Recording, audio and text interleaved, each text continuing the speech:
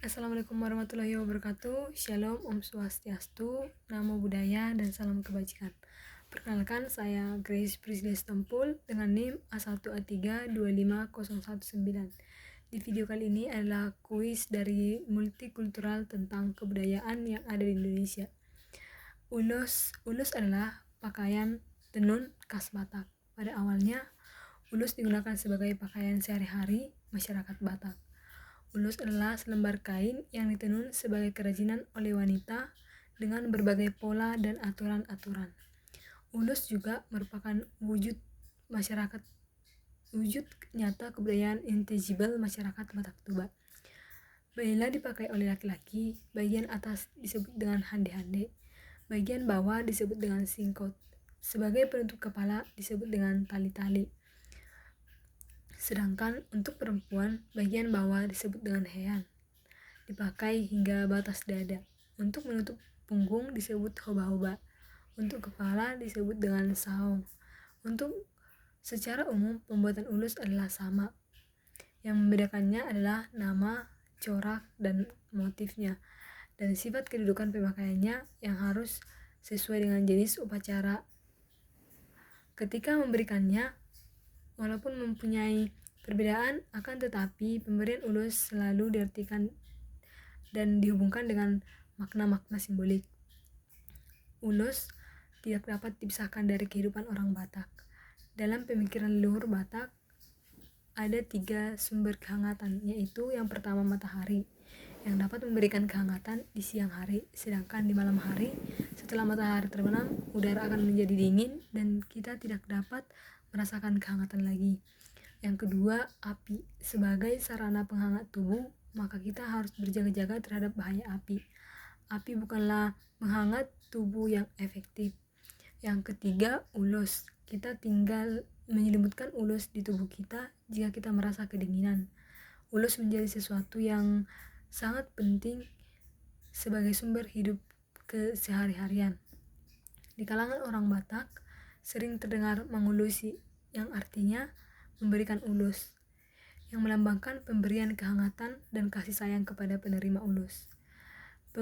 Pemberian ulus yang pertama, pihak hula-hula, mertua, tulang, bona niari, dan tulang robot, dan semua golongan hula-hula dari yang merdongan tubuh. Yang kedua, pihak dongan tubuh, ayah, saudara ayah, kakek, saudara pengantin dalam kedudukan yang paling tinggi dalam urutan kekeluargaan. Yang ketiga, pihak pariban, dalam urutan lebih tinggi dalam urutan kekeluargaan, namboru, kakak perempuan dari istri.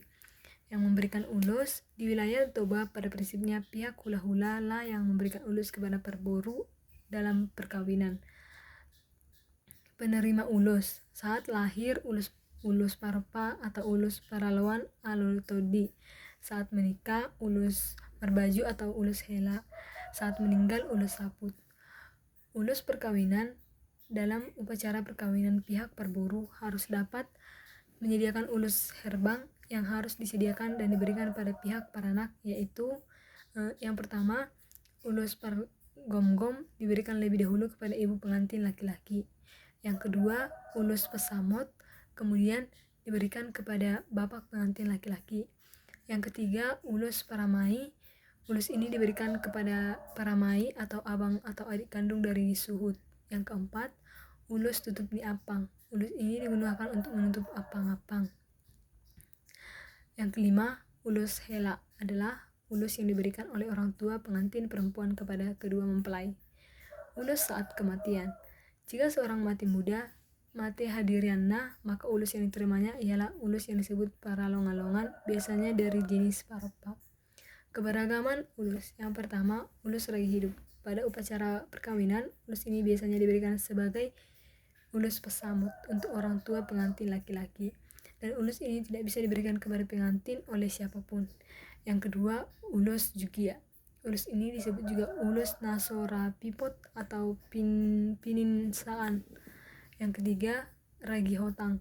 Ulus ini biasanya diberikan kepada sepasang pengantin yang disebut sebagai ulus hela. Yang keempat, ulus sadum. Ulus ini sering diberikan sebagai kenang-kenangan kepada pejabat-pejabat yang berkunjung ke daerah. Yang kelima, ulus rujat. Ulus ini dapat jadi diberikan kepada pengantin oleh keluarga dekat, versi tohonan dalihan natulun di luar hasuton bolon, misalnya oleh tulang atau paman, pariban, atau saudara laki-laki ayah dan paramai. Yang keenam, ulus sibolak. Dalam upacara perkawinan, ulus ini biasanya dipakai sebagai tutup apang dan juga bisa disandang, akan tetapi dipilih dari jenis yang berwarna putih menonjol. Yang ketujuh, ulus suri-suri gajang. Ulus ini dapat diberikan sebagai ulus tondi kepada pengantin. Yang kedelapan, ulus mairing. Ulus ini memiliki corak yang beriring sehingga diberikan orang tua sebagai ulus parpa kepada cucunya. Yang kesembilan, ulus bintang maratur. Ulus ini menggambarkan jajaran bintang yang teratur. Yang kesepuluh, ulus situlutuhon. Disebut situlutuhon karena coraknya berjejer. 3 merupakan tugal, biasanya dipakai untuk melubang tanah untuk guna menanam benih. Yang ke-11 yaitu ulus jukit, ulus purada atau permata. Seperti yang telah diterangkan bahwa ulus mempunyai nilai yang sangat tinggi dalam upacara adat Batak. Karena itu tidak mungkin kita bicara adat Batak tanpa membicarakan hiu, ois, obik, godang, atau uis yang kesemuanya adalah merupakan identitas orang Batak. Sekian penjelasan yang bisa saya sampaikan. Saya ucapkan terima kasih.